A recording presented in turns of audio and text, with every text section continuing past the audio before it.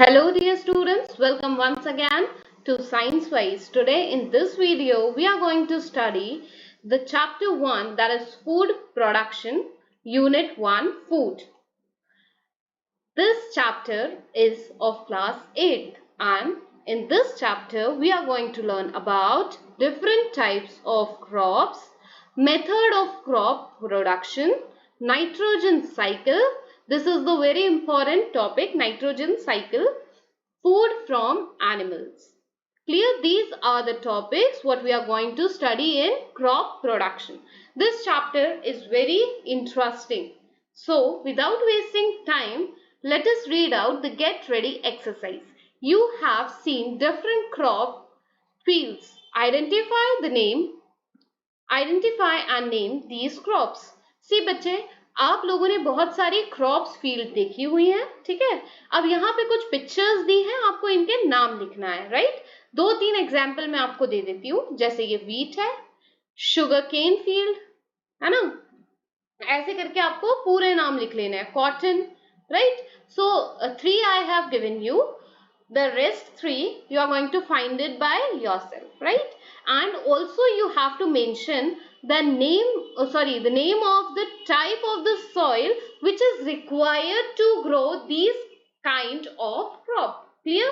For the basic introduction, I want to share a knowledge with you, that is nutrition is the thing which we get from the food, right? Nutrition help us in growth. From very beginning, from class 5, 6, 7, we have studied about this, that nutrition we get from the food which help in the growth and development of the body. Not only in growth and development बच्चे, ये आपको energy भी provide करता है, ताकि आप क्या करें, आपकी डे टू डे एक्टिविटीज जो है उसको आप प्रॉपरली कर पाए, ठीक है। तो इस सब के लिए जो है आपको एक, जो आप फूड पढ़ रहे हैं, ठीक है, तो फूड आता कहां से? It comes from plant, right. Food comes from plant. लेकिन वो जो प्लांट है, ठीक है, जब हम उसको लार्ज एरिया में जब हम ग्रो करते हैं, ठीक है, जब हम लार्ज एरिया में उसकी फार्मिंग करते हैं, उसका कल्टीवेशन करते हैं, ठीक है, तो हम उसको क्या बोलते हैं? एग्रीकल्चर, ठीक है। एग्रीकल्चर क्या है? It is a practice of farming including cultivation of the soil for the growth of crop, the rearing of animals to provide food, wool and other products, ठीक है। इसको हम क्या बोलेंगे? एग्रीकल्चर। एग्रीकल्चर जो है, इसकी एक हिस्ट्री है, बहुत इंटरेस्टिंग सी हिस्ट्री है। वो ये है कि जो अर्ली ह्यूमंस थे, ठीक है, हम अर्ली मैन की अगर हम बात करें, तो जो हमारे अर्ली ह्यूमंस थे बेटा, वो क्या करते थे? वो एक प्लेस से दूसरे प्लेस पे in search of food migrate करते थे, ठीक है, एक जगह से दूसरे जगह जाते थे। इसको हम बोलते थे नोमैडिक, ठीक है, नोमैडिक लाइफ, है ना। और वहां जाके वो क्या करते थे? फ्रूट्स कलेक्ट करते थे, रूट्स कलेक्ट करते थे, बेरीज कलेक्ट करते थे, ताकि वो उसको खा के अपना न्यूट्रिशन ले सके, ठीक है। वो वहां पे एनिमल्स को हंट करते थे मीट के लिए और स्किन के लिए, है ना। और ये जो था इनका, ये जो प्रोसीजर था अपनी बॉडी रिक्वायरमेंट्स को फुलफिल करने के लिए, इस कंडीशन ने क्या किया? एक नोमैडिक लाइफ को क्रिएट किया, राइट। और जैसे जैसे आपका टाइम पास हुआ, जैसे जैसे आपका टाइम गुजरता गया, तो क्या हुआ? उन्होंने सीख लिया कि सीड को कैसे ग्रो करवाते हैं एक प्लांट में, right. And they started farming and growing plants from the seed. और फिर उन्होंने जर्मिनेशन स्टार्ट किया, उन्होंने फार्मिंग स्टार्ट की, वो सीख गए कि सीड से प्लांट को कैसे उगाना है, ठीक है। और फिर वो जो नोमैडिक पीपल थे या जो अर्ली मैन थे, उन्होंने क्या किया? वो वहीं पे सेटल डाउन हुए, ठीक है। क्या हुए? वो वहीं पे सेटल डाउन हुए, ताकि वो अपने जो प्लांट्स हैं, ठीक है, जो उन्होंने प्लांट्स लगाए हैं सीड से, उसकी वो देखभाल करने लगे, ठीक है। और ये सेटलमेंट जनरली कहाँ हुआ है? रिवर्स के पास, ठीक है। क्यों रिवर के पास? क्योंकि वहां क्या था? अवेलेबिलिटी ऑफ वाटर और इरिगेशन प्रॉपर थी, इसलिए वहां पे वो लोग सेटल होते गए। क्लियर? और ये थी आपकी बिगिनिंग ऑफ द एग्रीकल्चर। और इस तरीके से एग्रीकल्चर और सेटलमेंट की जो बिगिनिंग थी वो हुई थी, राइट। ह्यूमंस ने करी थी। कौन से ह्यूमंस थे वो? Early humans. और ये जो अर्ली ह्यूमंस थे, इन्होंने एक और चीज की शुरुआत कर दी थी, वो था डोमेस्टिकेटिंग एनिमल्स। ठीक है, ये डोमेस्टिकेट करते थे एनिमल्स को for the purpose of food and other purpose, right. और अब अगर हम बात करते हैं तो हमारी 60% ऑफ इंडियन पॉपुलेशन जो है वो एग्रीकल्चर करती है। ठीक है, और एग्रीकल्चर जो है बेटा वो प्राइमरी सोर्स ऑफ लाइवलीहुड भी है, राइट। क्या है? Primary source of livelihood. Clear? अब हम मूव ऑन कर जाते हैं हमारा next topic, that is different type of crop. क्या है हमारा next topic? Different types of crop. सबसे पहले तो हमें ये समझना है कि क्रॉप्स क्या है। ठीक है, क्रॉप्स क्या है? जब हम लार्ज स्केल पे प्लांट्स की ग्रोथ कराते हैं तो हम उसको क्या बोलते हैं? क्रॉप्स बोलते हैं। ठीक है, लार्ज स्केल पे एक ही जगह पर हम प्लांट्स की ग्रोथ कराएंगे तो हम उसे बोलेंगे क्रॉप। फॉर एन एग्जाम्पल, अगर crop of rice means that all the plants grown in the field are that of rice. ठीक है, अगर मैं बोलूं कि राइस का क्रॉप, फसल आप समझते हैं, हिंदी में उसको फसल बोलते हैं, राइट। अगर मैं बोलूं कि क्रॉप ऑफ राइस मतलब पूरी फील्ड जो है मेरी 2 एकड़ है, 4 एकड़ है, उसमें क्या ग्रो किया है मैंने? राइस। ठीक है, तो ये क्रॉप हो गई। अब जब हम क्रॉप की बात कर रहे हैं तो इसमें डिफरेंट टाइप ऑफ क्रॉप्स है, जैसे कि आपके सीरियल, वेजिटेबल एंड फ्रूट्स। अब different crops require different type of climatic condition. अब जो डिफरेंट क्रॉप्स हैं वो क्या करते हैं? Different type of climatic condition, ठीक है, such as temperature, rainfall, humidity, ये सब अलग होता है। Some crops are well grown in winter. कुछ क्रॉप जो है वो ठंड में अच्छे ग्रो करते हैं, कुछ समर में, कुछ रेनी सीजन में, है ना। और जो 2 मेन टाइप ऑफ क्रॉप जो हमारे इंडिया में ग्रो होते हैं वो हम बचपन से पढ़ते आ रहे हैं, कौन से? रबी क्रॉप्स और खरीफ क्रॉप्स। ठीक है, जो विंटर सीजन में ग्रो होते हैं उनको हम बोलते हैं रबी क्रॉप, और जो रेनी सीजन में हम ग्रो करवाते हैं वो होते हैं खरीफ क्रॉप। ठीक है, अब जल्दी से हम एक short and sweet difference between देख लेते हैं इनका। तो आपका जो रबी क्रॉप है उसका ग्रोइंग सीजन क्या है बेटा? अक्टूबर टू दिसंबर। वहीं अगर हम खरीफ क्रॉप की बात करते हैं तो इसका ग्रोइंग सीजन क्या है? जून एंड जुलाई। हार्वेस्टिंग सीजन क्या है रबी क्रॉप की अगर हम बात करते हैं तो मार्च टू अप्रैल में इनको हार्वेस्ट कर लिया जाता है, मतलब कटाई शुरू हो जाती है। और यहाँ अगर हम खरीफ क्रॉप की बात करते हैं तो सितंबर टू अक्टूबर में खरीफ क्रॉप की जो है कटाई चालू हो जाती है। ठीक है, डिपेंडेंस ऑन मॉनसून, जो रबी क्रॉप है वो उसकी मॉनसून पे कोई डिपेंडेंस नहीं होती है, लेकिन अगर हम खरीफ क्रॉप की बात करें तो इसकी डिपेंडेंस होती है। मॉनसून मतलब रेनफॉल से हम डायरेक्ट रिलेट कर सकते हैं। अब एग्जाम्पल अगर हम बात करते हैं तो एग्जाम्पल है रबी क्रॉप का wheat, gram, P, mustard and line seed. वहीं अगर हम खरीफ क्रॉप की बात कर रहे हैं बेटा, पैडी, मेज, soybean, groundnut and cotton, pulses and vegetable are also grown during summer at many places, right? Then find it out. बहुत इंटरेस्टिंग है। हॉर्टिकल्चर कौन सी ब्रांच है एग्रीकल्चर की, ये आपको बताना है। Find out the name of 3 type of plants grown in horticulture. ठीक है, think and discuss, can a farmer grow paddy, rice in winter season and why? एक फार्मर है, सपोज आप ही मान लो कि आप एक फार्मर हो, आप राइस को विंटर सीजन में ग्रो कर सकते हैं, क्यों? ठीक है, ये आपको बताना है। और जो बेटा एग्रीकल्चर करते टाइम बहुत सारी जो ऐसी प्रैक्टिसेस हैं, ठीक है, डिफरेंट एक्टिविटी है जो पूरे उस पीरियड में, उस टाइम पीरियड में चलती हैं, उन एक्टिविटीज, उन मेथड्स को हम क्या बोलते हैं? They are known as agriculture practices. क्या बोलेंगे उसको हम? Agriculture practices. ठीक है, अब हम बात करते हैं directly methods of crop production.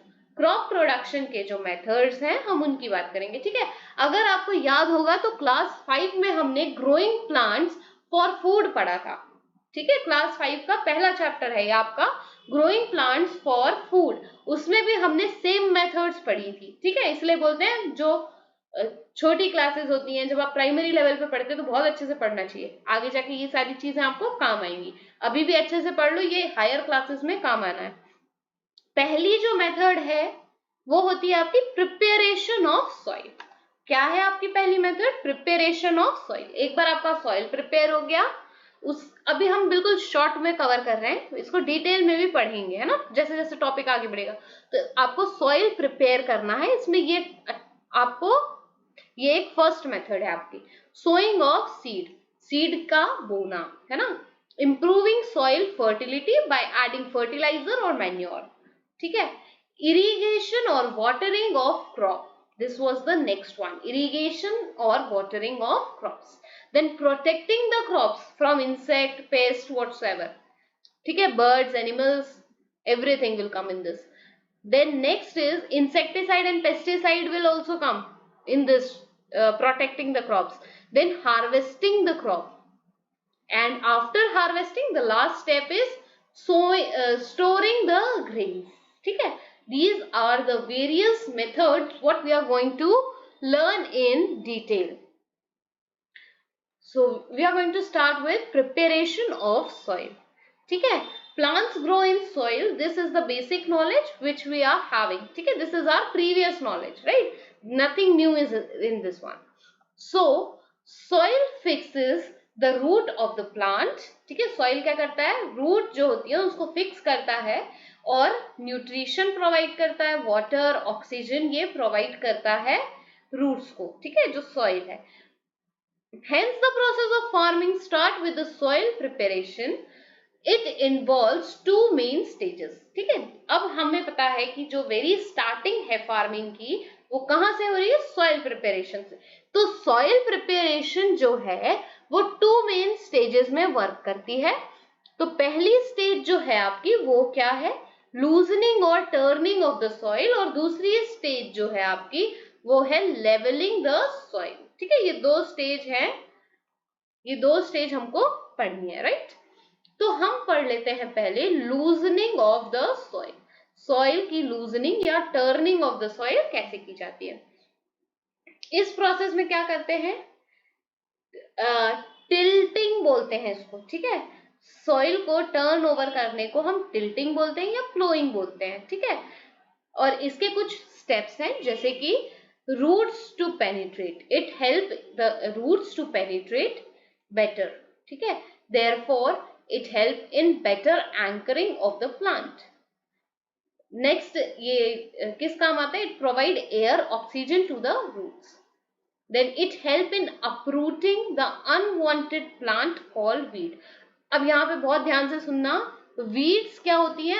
Unwanted plant, ये पॉइंट आप हाईलाइट कर लीजिएगा, MCQ वगैरह में पूछ सकते हैं, ठीक है। Expose the pest to their natural predators. It also help in growth of earthworm and microorganism present in the soil. Earthworm and microorganisms are the friend of the farmer, ठीक है। earthworm और जो microorganism है उसको हम क्या consider करते हैं? as the friend of the farmer, right, ठीक है। Then next is it allow the nutrient rich soil to come to the top and hence the plant absorb more nutrients, okay. See, this is how the plowing is done in the field. Next is it is done with the wooden plow, iron plow or hoe, or plowing through the tractors. This is the modern way of plowing. Different agriculture implies are used for implements are used for loosening and turning the soil, ठीक है। ये different agricultural implements हैं जो कि use किए जाते हैं, right. Then next is levelling the soil, levelling the soil, ठीक है। ड्यूरिंग द ड्राई सीजन, जब सूखा सीजन होता है तो क्या होता है? द सॉइल में form chunks or lumps called crumbs. ठीक है, crumbs make the soil uneven. जो crumbs होते हैं वो soil को uneven बना देते हैं. ये देखो, ये होते हैं crumbs. ठीक है. It is necessary to level the soil before sowing the seed. The crumbs are broken and leveled using a wooden plank or leveler. The process of leveling helps in the following ways. First, it breaks the soil into smaller pieces and allow the roots to penetrate. Then second is help the water to reach uniformly and evenly between soil particles. Then next, the second one is sowing seeds. हम seeds को कैसे sow करते हैं, है ना, कैसे बोते हैं. Planting seed in the soil after the soil has been prepared is known as sowing. ठीक है. The farmer need to keep the following points in mind while selecting the seed.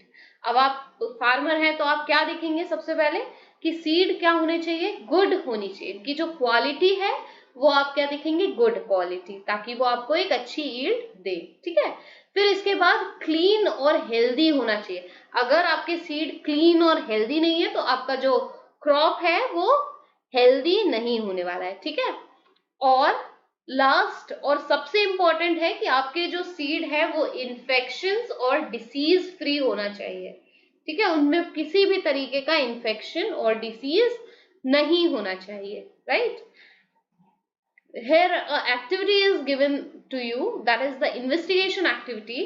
The aim of the activity is to separate healthy seed from the unhealthy ones. It is a very homely activity, you can say.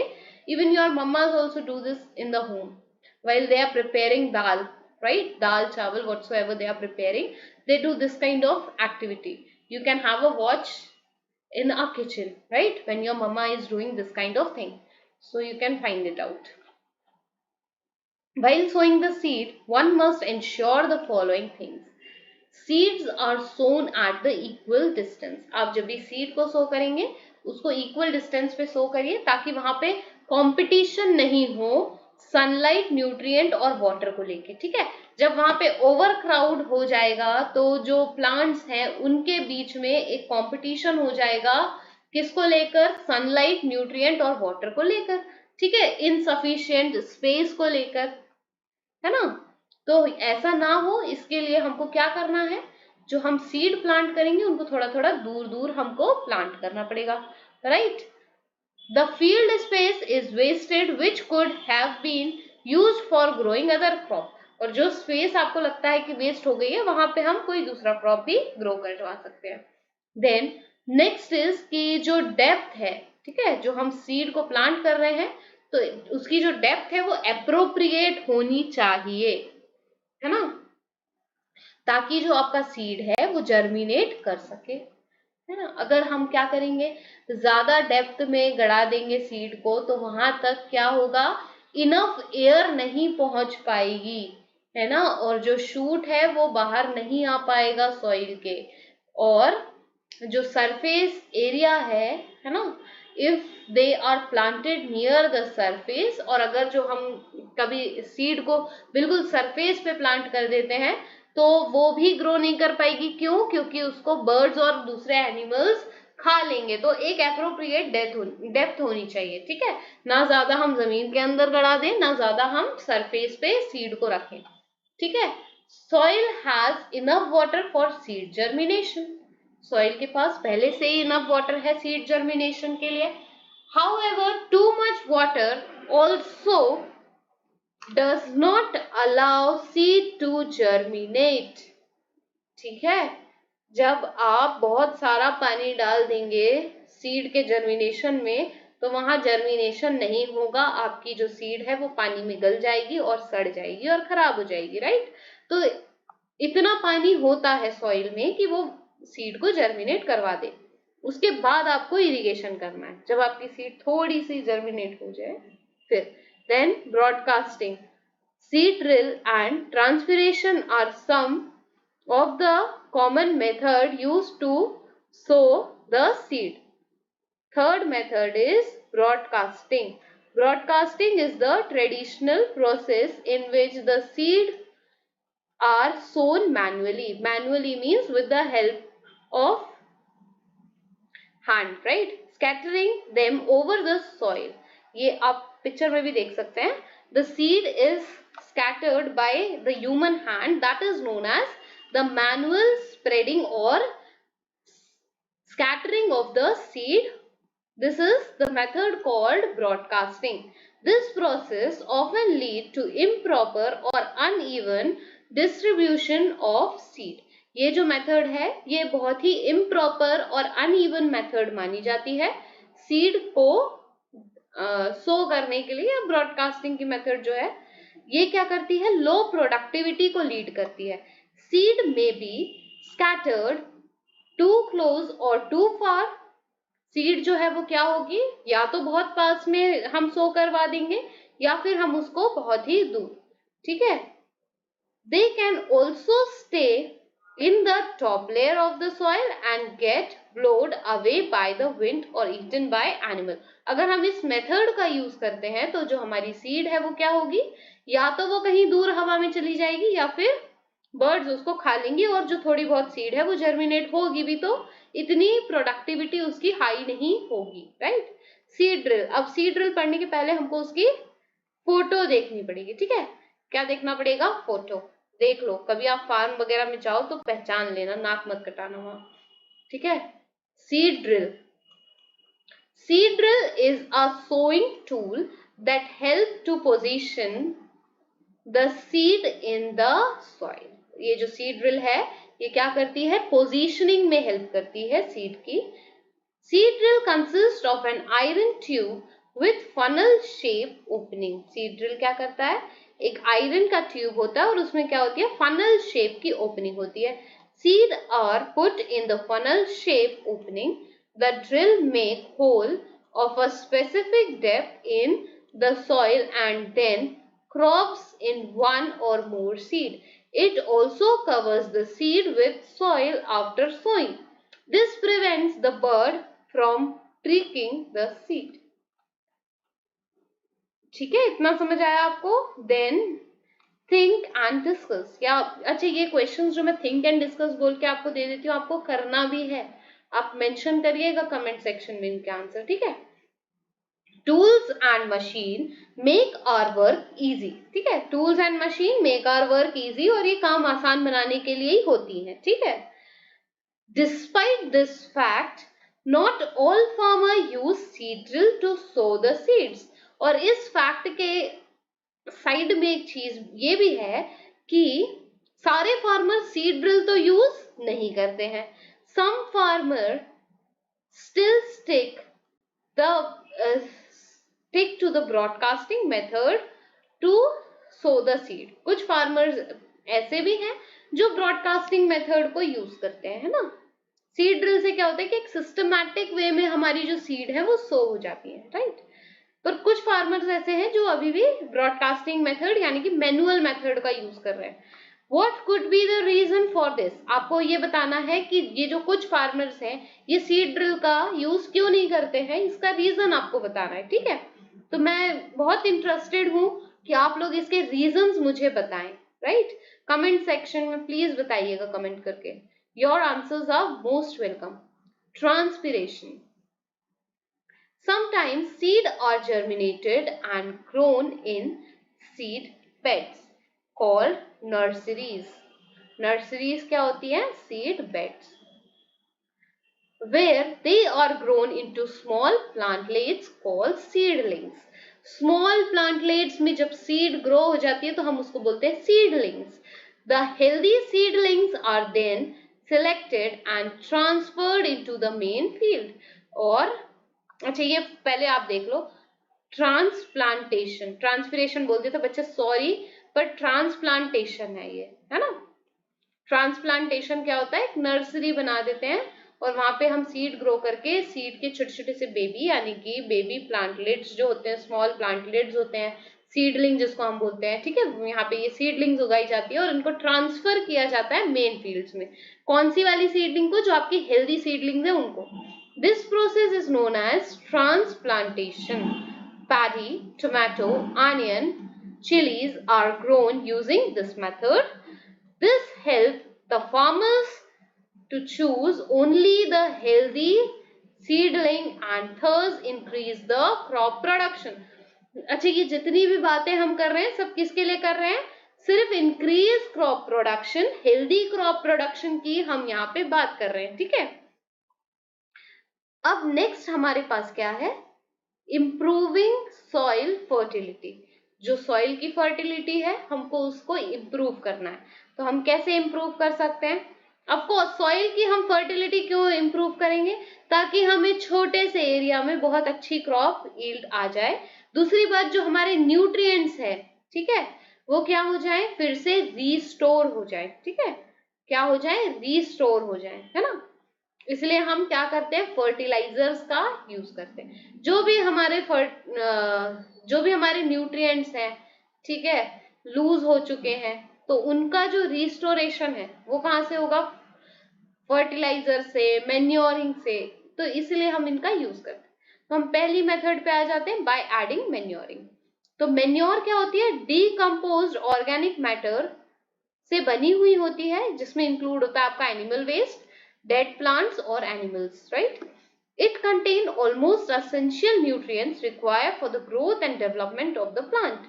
It also improves the soil structure and texture. ये soil का जो structure और texture होता है ना, उसको improve करती है, और इस process को हम बोलते हैं manuring, और ये involve करती है किसको? Mixing of soil with manure. जो हमारा soil है उसको हम क्या करते हैं? manure के साथ mix करते हैं, और इस process को हम बोलते हैं manuring। नेक्स्ट पेज पे हम आ जाते हैं। तो नेक्स्ट पेज पे हम थोड़ा सा कंपोस्ट के बारे में पढ़ेंगे, है ना।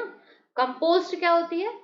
जब ये जो प्रोसेस है of making manure by placing dead and kitchen waste into a pit by covering it with soil is called composting, ठीक है। और इसमें हम स्प्रिंकल करते रहते हैं वाटर को एक टाइम इंटरवल के साथ, ताकि वो जो मटेरियल हमारा है, जो भी प्लांट है, किचन वेस्ट है, वो माइक्रो ऑर्गेनिज्म के एक्शन से क्या हो? रोट हो जाए। रोट हो जाए मतलब सड़ जाए, ठीक है।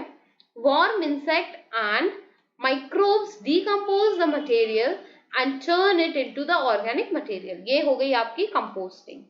ये जो है ना, ये कंपोस्ट है ना। घर में भी बनाते हैं कंपोस्ट, हम तो बना लेते हैं, हमारे फार्म, हमारे जो छोटा सा हमारा गार्डन है, हम उसके लिए तो कंपोस्ट बनाते ही हैं, है ना। बेसिक प्रैक्टिस है, ऑलमोस्ट 70% लोग तो करते ही होंगे कंपोस्टिंग, जिनके गार्डन्स हैं। This organic material is rich in nutrients and work best for the growth of plants. ठीक है, ये ऑर्गेनिक जो मैटर है ये क्या है? रिच इन न्यूट्रिएंट है, और ये ग्रोथ के लिए बहुत ही यूजफुल है। दिस इज कॉल्ड ह्यूमस, और इसको हम क्या बोलते हैं? ह्यूमस बोलते हैं। The type of composting in which certain species of earthworm are used to convert waste into nutrient-rich compost is called vermi composting, है ना। स्पीशीज होती है अर्थवर्म की, एक स्पेशल स्पीशीज बोल दीजिए आप। वैसे तो अर्थवर्म कोई भी हो, सबका काम क्या है? कंपोस्टिंग कराना, है ना। They are farmers' good friend हम बोलते हैं। तो क्यों बोलते हैं? इसीलिए तो बोलते हैं वर्मी कंपोस्टिंग करा रहे हैं बेचारे, है ना। वर्मी कंपोस्ट है, जब हम कंपोस्ट बनाते हैं वर्म्स की हेल्प से, रेड वर्म्स यानी कि अर्थवर्म की हेल्प से, उसको हम क्या बोलते हैं? Vermi composting. अब बेटा जब हम ये पढ़ रहे हैं वर्मी कंपोस्टिंग, तो इसके कुछ बेनिफिट्स भी होंगे, है ना। तो ये जो बेनिफिट्स हैं यूजिंग मैन्योर के, उनको हम पढ़ लेते हैं। पहली बात तो सबसे इंपॉर्टेंट है कि ये है इको फ्रेंडली। इससे ज्यादा हमें क्या चाहिए? Replenish the soil with nutrient. Replenish का मतलब होता है रिस्टोर कर देता है सॉइल को वापस से पूरे न्यूट्रिएंट्स के साथ। improves aeration of the soil. Aeration मतलब एयर का सर्कुलेशन जो है वो प्रॉपर हो जाएगा यहाँ पे। Increase the number of soil friendly micro organism. Soil के जो फ्रेंडली माइक्रो ऑर्गेनिज्म है, जो सॉइल के लिए बहुत ज्यादा बेनिफिशियल हैं और जो क्रॉप की ग्रोथ करने में बहुत ज्यादा अच्छे हैं, उनकी नंबर में इंक्रीज हो जाता है ना। फिर increase the water holding capacity को ये इंक्रीज करता है सैंडी सॉइल की, है ना, and help in water draining in clay soil, improves the soil texture in the long run। ठीक है, बहुत लंबे समय के लिए ये सॉइल का टेक्सचर मेंटेन करके रखता है। अब एक और एक्टिविटी है, ये भी as a part of investigation है, कंपोस्टिंग इन अ जार। अब आप जार में कंपोस्टिंग कैसे करेंगे, इसकी प्रोसेस आपको दी है। एम इस एक्टिविटी का है to understand the process of composting. कुछ नहीं करना है आपको, बहुत सिंपल सी एक्टिविटी है। एक वाइड माउथ का आपको ग्लास का बॉटल ले लेना है, उसमें सॉइल रखना है, किचन वेस्ट रखना है, ड्राई लीव्स रखना है और थोड़ा थोड़ा वाटर उसमें सप्लाई करते जाना है। ठीक है, 30 डेज बाद क्या होगा, या हाँ 30 डेज बाद ही आप मान लो, ये आपको पहली बात तो किचन वेस्ट जो है ना आपका जितना भी निकल रहा है, रोट वेजिटेबल्स हैं, वेजिटेबल पील्स हैं, फ्रूट पील्स हैं, एम्प्टी एग शेल्स हैं, ठीक है, रोटन फ्रूट है, इनको सबको आपको उस जार में डालते जाना है। ठीक है, और वहां पे एक लेयर ऑफ ड्राई लीव्स आपको लगा देनी है। ठीक है, लेयर ऑफ सॉइल लगा देना है इसके बाद, और इसमें पानी डालना है टाइमली। एक टाइम इंटरवल आप सेट कर लीजिए कि हम 5 दिन में इसमें पानी डालेंगे या 3 दिन में डालेंगे, वो आपके ऊपर है या और उसकी रिक्वायरमेंट के ऊपर है, तो आप एक सेट कर लीजिएगा और इसको 30 दिन के लिए आप छोड़ दीजिए सनलाइट में। ठीक है, और फिर देखिएगा अपना ऑब्जर्वेशन क्या होता है ना, सब चीज हम थोड़ी बताएंगे, अब आप खुद करके देखिएगा observation. Then next is get it right. इतना पढ़ लिया है तो अब हम गेट इट राइट भी पढ़ ही लेते हैं। अब बेटा बहुत इंपॉर्टेंट चीज है कि डिफरेंस होता है कंपोस्टिंग और मैन्योर के बीच में। Although the process of forming same है ना, फॉर्मेशन की जो प्रोसेस है वो हमको सेम लगती है, किसकी, कंपोस्टिंग और मैन्योर की, राइट। पर मैन्योर जो है वो क्या है, ऑर्गेनिक सब्सटेंस का डेरिवेटिव है from natural decomposition of mostly animal and plant waste such as feces, spoiled food, dried leaf and dead plants and animals। और अगर हम कंपोस्टिंग की बात करते हैं तो कंपोस्टिंग क्या है, ये एक टाइप ऑफ मैन्योर है made by controlled decomposition of mostly plant matter like kitchen waste, और composting is prepared by the compost is prepared by the process called composting, और manure अलग चीज है, राइट। तो ये आपको समझना है, बहुत ध्यान से समझ लेना। तो कभी कभी डिफरेंस पूछ लेते हैं कि right difference between compost and manure, तो बहुत सारे बच्चे कंफ्यूज हो जाते हैं यहाँ, इसलिए हमने आपको बता दिया है, right. Next is adding fertiliser. अब फर्टिलाइजर क्या होते हैं, ये केमिकल्स होते हैं। ठीक है, फर्टिलाइजर लेबोरेटरीज यानी कि लैब्स में प्रिपेयर किए जाते हैं।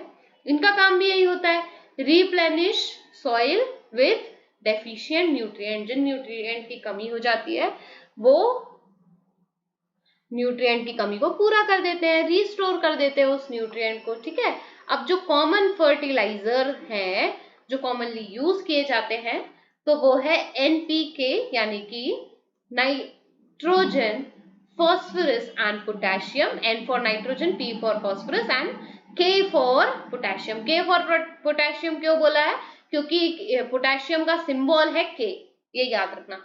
Others are urea, ammonium, sulphate, super phosphate and potash. ठीक है, ये भी फर्टिलाइजर है। Fertiliser are added either by spraying, broadcasting और through irrigation channel in the field. इतना समझ आ गया। नेक्स्ट पेज पे आ जाए बच्चे। अब हम देखते हैं एडवांटेजेस ऑफ यूजिंग फर्टिलाइजर और डिसएडवांटेज। तो बहुत ही सिंपल सी बात है, पहले हम पूरा एडवांटेजेस देखेंगे फिर हम डिसएडवांटेजेस देख लेते हैं, है ना। फर्टिलाइजर्स जो है वो अवेलेबल है मार्केट में, ठीक है, बहुत इजीली अवेलेबल है। फिर दूसरी बात, ये न्यूट्रिएंट स्पेसिफिक होते हैं। जैसे आपके फील्ड में नाइट्रोजन की कमी है तो आप नाइट्रोजन न्यूट्रिएंट वाले स्पेसिफिक फर्टिलाइजर आप ले लीजिए, है ना।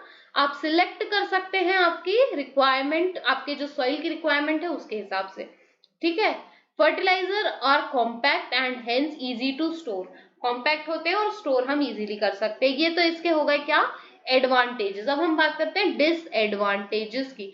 तो ये केमिकल वाले होते हैं ना, और इनका अगर हम ज्यादा यूज करते हैं तो सॉइल अपनी फर्टिलिटी को लूज कर देता है, ठीक है। फिर अगर हम इसको फर्टिलाइजर को एक्सेसिव यूज करते हैं, ज्यादा से ज्यादा अमाउंट में यूज करते हैं, तो ये क्या करता है, लीव्स की बर्निंग, यानी कि आपकी जो पत्तियां हैं वो जल जाती हैं प्लांट्स की, ठीक है। देन एक्सेस फर्टिलाइजर कैन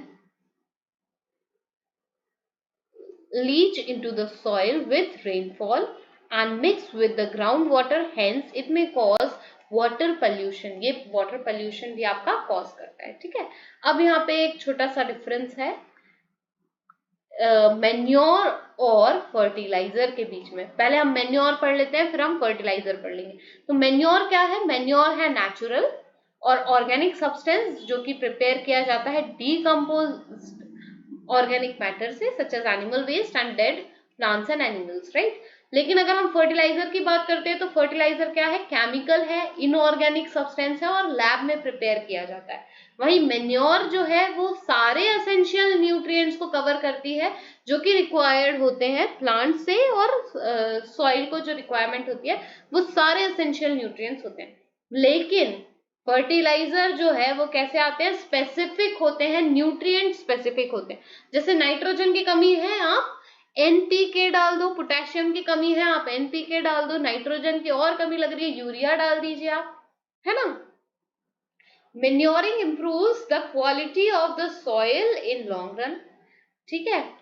यहाँ पे हम फर्टिलाइजर की अगर हम बात करते हैं तो ये लॉन्ग जो है क्वालिटी को इम्प्रूव तो कर, do not improve the quality of the soil, in contrast they decrease the quality of soil in the long run, ठीक है। फिर manure are inconvenient to store as they are very bulky, ठीक है। Manure जो है वो store करने में इतनी इजी नहीं होती है, इतनी कंफर्टेबल नहीं होती है, इतनी इनकन्वीनियंट होती है कि आपको क्या बताएं, मतलब बल्क मतलब ज्यादा स्पेस वगैरह लेती है। फर्टिलाइजर और compact and easy to store, मतलब थोड़ी सी जगह में भी स्टोर कर सकते हैं आप। Manure increase the number of soil friendly microorganism like earthworm. Rhizobium is also the one of the example. It is a nitrogen fixing bacteria. Bacteria are microorganism. In chapter 2 we are going to study all about the microorganism, right. Then fertilizers do not help in increasing the population of soil friendly microorganism. Even fertilizer अगर हम डालते हैं field में तो जो हमारे micro organism है और भी आपके जो अर्थवर्म वगैरह है ना, ये बहुत ज्यादा लॉस कॉज करता है इनकी लाइफ को, ठीक है। इसलिए जितना हो सके हमको ऑर्गेनिक फार्मिंग की तरफ बढ़ना चाहिए। हालांकि वो कॉस्टली है, but I feel like it is the good one. By following some agriculture practices, a part of using manure, fertilizer, some other agriculture practice and method are used to maintain the fertility of soil. जैसे कि आपका field फैलो, इसमें क्या होता है कि uncultivated और जो फैलो फील्ड होती है, जो कि एक सीजन के लिए फार्मर्स छोड़ देते हैं ना, this allow the soil to regain the lost nutrient. एक साल के लिए वो फील्ड को अनकल्टिवेटेड छोड़ते हैं, ठीक है। वहां पे क्या करते हैं, dead plant, animal, organic matter को कलेक्ट करते हैं और उस लैंड में डिकम्पोज करवाते हैं माइक्रो ऑर्गेनिज्म की हेल्प से। Then crop rotation. Crop rotation क्या है कि एक स्मॉल फील्ड, एक जो small piece of, sorry small piece बोल रही हूँ, क्या बोल, सेम पीस जो होता है लैंड का, है ना, उसमें अल्टरनेटली हम डिफरेंट काइंड ऑफ क्रॉप की ग्रोथ करवाते हैं ना। जैसे कि when one crop is grown on the piece of the land for many years, it reduces the fertility of the soil. This happened because particular crop may have a definite nutritional requirement. Therefore, the same nutrient get absorbed and used by the crop every year. As a result, the soil become deficient in those nutrients. Hence, when different crop is grown alternatively, It balances the nutritional content of the soil. For example, legumes and wheats are grown alternately. ठीक है? Wheat require nitrogen from the soil. Legumes, when grown after the wheat crop, help in replenishing the soil with nitrogen. ठीक है? Leguminous plant जो है वो nitrogen fixation में help करते हैं. जब हम नाइट्रोजन साइकिल पढ़ेंगे तो वहां भी हम पढ़ने वाले हैं. This is because legumes have nitrogen fixation bacteria called rhizobium bacteria. थोड़ी देर पहले मैंने इसका एग्जाम्पल दिया था. In their root nodules, the nitrogen fixing bacteria converts the atmospheric nitrogen into usable forms such as nitrate, nitrites, ammonium that can be used by the plant easily. Next is irrigation. Irrigation जो होता है वो plant को help करता है food का preparation करने में फोटोसिंथेसिस की प्रोसेस से. बचपन से हम पढ़ते आ रहे हैं फोटोसिंथेसिस क्या है, तो फोटोसिंथेसिस तो मैं नहीं एक्सप्लेन करूंगी. ठीक है, इतने बड़े हो गए हो, फोटोसिंथेसिस तो पता ही होगी. Water is one of the raw material in the process of photosynthesis. ये तो हमको पता है कि फोटोसिंथेसिस जो है वो वाटर, सनलाइट और कार्बन डाइऑक्साइड की और क्लोरोफिल की प्रेजेंस में होती है. तो वाटर एक रॉ मटेरियल है ना. Seed also need water for germination. In India most of the farmers are depend on rain for irrigation, है ना. However rain does not always provide the right amount of water at the right time. Hence, it is important to supply water regularly to the crop by other means.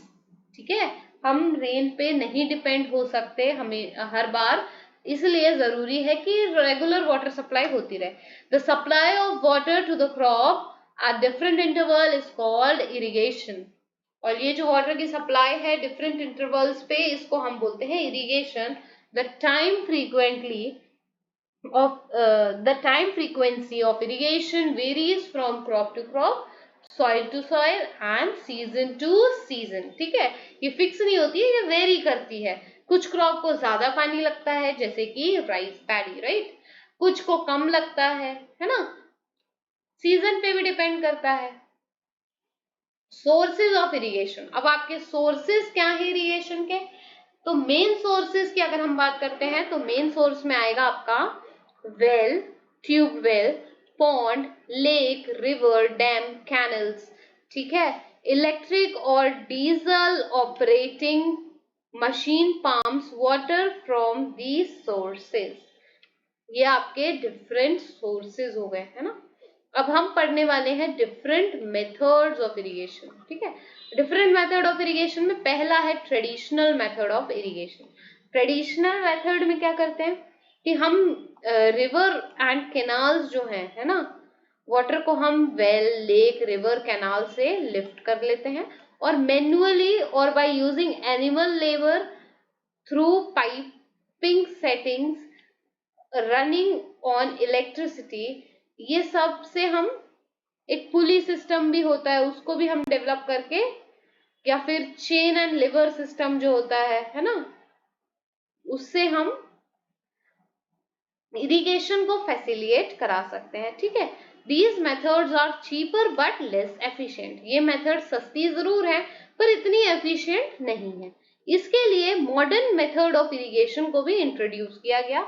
तो modern method of irrigation में जो है furrow irrigation. Furrow irrigation में क्या होता है कि ऐसे फरो बना दिए जाते हैं, इस टाइप से थोड़ा सा खोद दिया जाता है जमीन को और ऐसे फरोज बना दिए जाते हैं और यहाँ पे पानी को छोड़ दिया जाता है. ठीक है, furrow are dug between two rows of the crop, water run into the field through these furrows.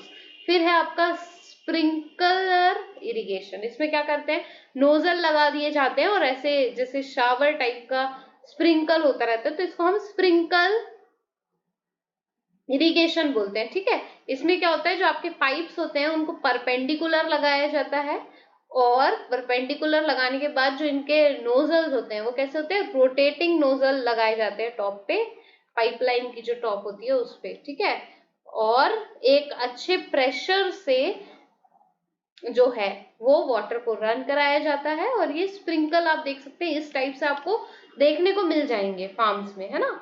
और ये जो स्प्रिंकल्स हैं ये क्या करते हैं, बहुत लार्ज एरिया कवर कर लेते हैं इरिगेशन के लिए, ठीक है।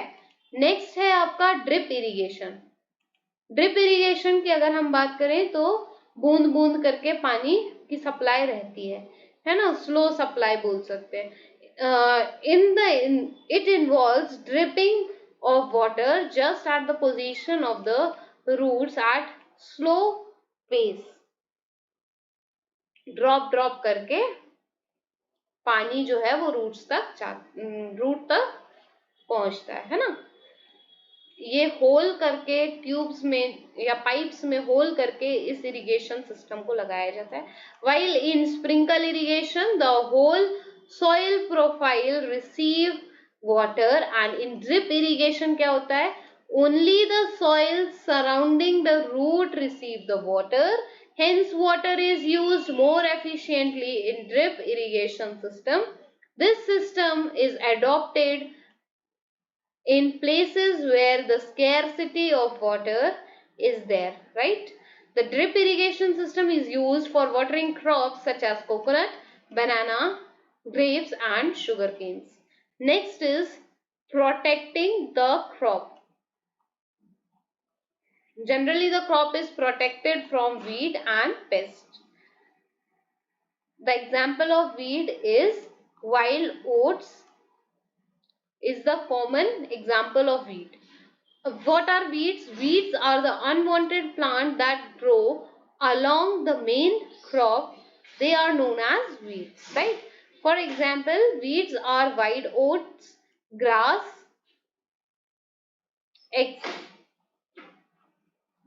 etc. Weeds are unwanted because they compete with the main crop for nutrient, air, sunlight and water. देखो अगर वीट जो है वो हमारे मेन क्रॉप के साथ ग्रो होगी तो वहां पे क्या होगा, एक कंपटीशन लीड हो जाएगा न्यूट्रिएंट, एयर, वाटर सप्लाई और सब चीज को लेके। इसलिए इनको क्या किया जाता है, निकाल दिया जाता है, रिमूव किया जाता है, ठीक है।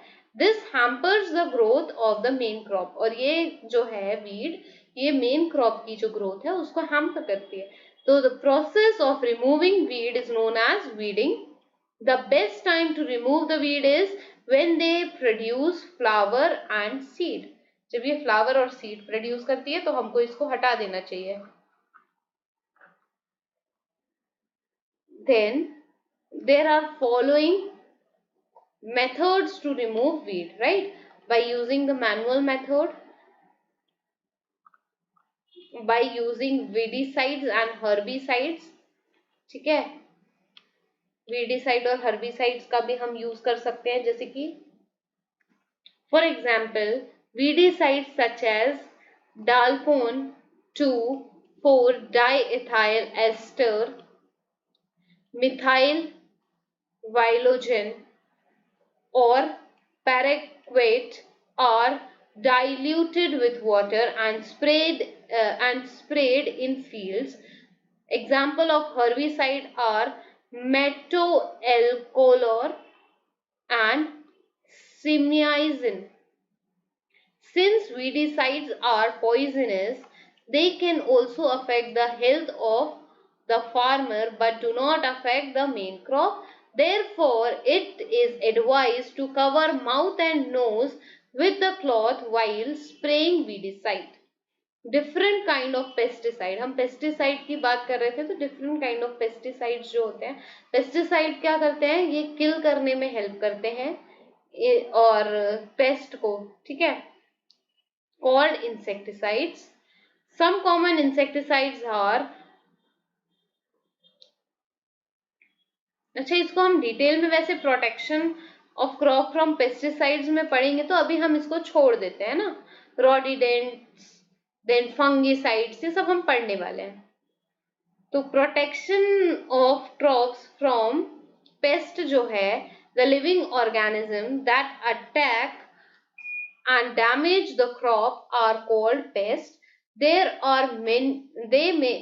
may be different kind of pests such as rodents, rat, squirrel, insects, locusts, stray animal, and bird. Microorganisms such as virus, fungi, bacteria also attack the crop and cause disease. There are different methods to protect the crop from pests. ये सब हम cover करने वाले हैं अभी detail में, है ना? Let us turn the page. The first is birds are scattered away by installing a scarecrows. इस तरीके के scarecrows को लगा दिया जाता है फील्ड में, ठीक है? और बीटिंग ड्रम्स की बीटिंग से भी बर्ड्स जो है वो भाग जाते हैं. Then pesticides protect the crop from pest. Pesticide kill the pest without harming the main crop. They are sprayed in the field using either a sprayer or low firing aircraft. There are different kind of pesticides available. Usually most pesticide are pollutants. ठीक है? Harvesting of crop. अब crop की harvesting, जब आपका क्या बोलते हैं crop grow हो चुका है, अच्छे से मैच्योर हो गया है, तो इस क्रॉप को क्या करते हैं, कट कर देते हैं ना. और इस प्रोसेस को हम क्या बोलते हैं, harvesting. Cutting of crop is known as harvesting. In India harvesting season is the time of great celebration. Harvesting season जो है वो ग्रेट सेलिब्रेशन का टाइम होता है. बैसाखी, होली, पोंगल, दिवाली, है ना, बिहू और some of the harvesting festivals celebrated in India. There are 3 tasks which are performed by the farmers during harvesting the crop: cutting the crop, separating the grain from the crop, separating the grain from the cow. ठीक है? तो इस तरीके से क्या होता है, farmer जो है वो क्या करते हैं, फार्मर्स पुलिंग द क्रॉप, है ना, और कटिंग द क्रॉप जिसको हम बोलते हैं. हार्वेस्टर मशीन्स जो होती है उसकी हेल्प से ये टास्क कंप्लीट किया जाता है. और थोड़े से पुअर फार्मर जो है, जो मशीन एफोर्ड नहीं कर सकते, वो सिकल क्या होता है, हसिया होता है, इस शेप का होता है. आप लोगों ने देखा होगा सिकल को कभी, तो इस शेप का होता है सिकल. हसिया बोलते हैं हिंदी में तो, ठीक है, ये सिकल है आपका. तो इसकी हेल्प से जो फार्मर्स हैं वो क्या करते हैं, कटिंग का काम करते हैं हार्वेस्टर के थ्रू या सिकल के थ्रू, है ना. फिर ग्रेन का जो सेपरेशन होता है क्रॉप से, उसको थ्रेशिंग बोलते हैं. थ्रेशर्स के थ्रू ये प्रोसेस की जाती है, ठीक है. यहाँ पे आप देख लीजिए, ये थ्रेशिंग की प्रोसेस हो रही है. फिर separating the grains from the carbs, तो ये विनोइंग जो प्रोसेस होती है, बचपन में हम बहुत पढ़ा करते थे ना, विनोइंग पढ़ा हुआ होगा आपका 5th 6th स्टैंडर्ड में, है ना. तो ये जो है विनोइंग की प्रोसेस है कि एयर की हेल्प से जो हैवी ग्रेन है आपका, वो क्या होता है, डायरेक्ट नीचे की तरफ आता है, और जो एयर फोर्स अप्लाई करती है उसके हेल्प से जो आपका चाफ है वो क्या होता है, टेकन अवे हो जाता है ना. और जो आपका हेवी ग्रेन है वो एक जगह पर इकट्ठा होता है ना. तो चाफ जो है आपका वो विंड की हेल्प से ब्लोन अवे हो जाता है ना. Next is storing. यहाँ नीचे रह गया है क्या, थिंक एंड डिस्कस भी रह गया है. Think and discuss. After harvesting the crop, often stubs are left in the field which are then burnt by the farmers. Generally क्या करते हैं, जब क्रॉप्स जो है वो हार्वेस्ट हो जाते हैं ना, तो फार्मर्स क्या करते हैं, उनको जला देते हैं. तो फार्मर्स जो ऐसा करते हैं, जला देते हैं, तो इससे क्या होता है कि एयर पोल्यूशन होता है ना. This cause pollution in the atmosphere. Do you know any of the safe way these crops can be removed? हाँ, मुझे पता है कि जब आपके क्रॉप की कटाई हो गई है तो आप क्या करिए, वहां पे आपके जो कैटल्स होते हैं ना, काउ, बफेलो, गोट, इनको आप छोड़ दीजिए ना, खाने दीजिए इनको, ठीक है, जानवरों का भला हो जाएगा। क्यों जलाना है, मुझे समझ नहीं आता क्यों हमें एयर पोल्यूशन करना है। हम इस तरीके से भी कर सकते हैं। आपके कोई और सजेशंस हैं तो आप बताइएगा मुझे। Storing the grain, storing the grain जो है किस तरीके से हम स्टोर कर सकते हैं। The presence of moisture in the food grain spoil them, जो फूड ग्रेन में मॉइस्चर होगा वो क्या करेगा, फूड ग्रेन को पूरे तरीके से स्पॉइल कर देगा, ठीक है। Therefore the food grains are first dried, इसलिए फूड ग्रेन जो होता है उसको सनलाइट में हम इसको ड्राई करवा देते हैं, so that the moisture in the grain is reduced. Then the dried food grain is weighted and packed in the ghani bags, ठीक है। नेक्स्ट पेज पे आ जाते हैं। और फिर जब ये पैक हो जाते हैं ना, तो इनको क्या करते हैं, इन गनी बैग्स को गोडाउन्स में स्टोर कर दिया जाता है, ठीक है। गोडाउन्स जो होते हैं वो क्या होना चाहिए, वेंटिलेटेड होना चाहिए और क्लीन होना चाहिए, है ना। Pesticide must be spread from time to time and to keep the godown free from pest, ठीक है। Granaries must be inspected from time to time for moisture or infestation of any kind. अच्छा, ये grain storing soils है, ठीक है, सिलोइस बोलते हैं इसको। ये क्या होते हैं, सिलेंड्रिकल मेटल स्ट्रक्चर्स होते हैं। ग्रेन सिलोइस जो होते हैं ये सिलेंड्रिकल, बड़े से सिलेंडर जैसे मेटल के स्ट्रक्चर होते हैं, इसमें हम ग्रेन को स्टोर करते हैं, ठीक है। These silos can keep different stocks of food grain at different level. Many farmers store food grain for their personal use in metal bins lined with dry neem leaves. Neem leaves help to keep the pest away. So this was the part 1 of the chapter crop production unit 1 food. In part 2 we are going to study nitrogen cycle. If this is very clear to you, mention it in the comment section, and if you have any doubt you can write your doubts in the comment section. You are free to ask question, your questions are most welcomed. So बच्चे, stay connected with ScienceWise for such interesting chapter explanations. Thank you, stay safe. Thank you बच्चों।